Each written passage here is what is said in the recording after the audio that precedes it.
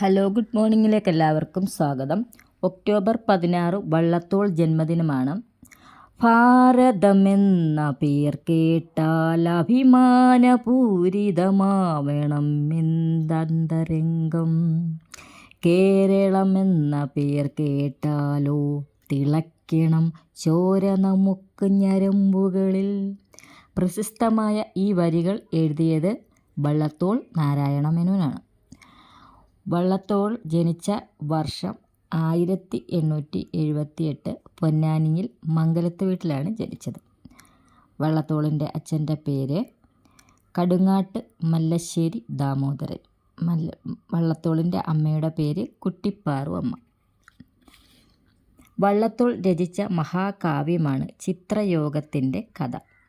വള്ളത്തോളിൻ്റെ മറ്റ് പ്രധാന കൃതികൾ ശിഷ്യനും മകനും, ബന്ധസ്ഥനായ അനിരുദ്ധൻ, അച്ഛനും മകളും, കൊച്ചു സീത.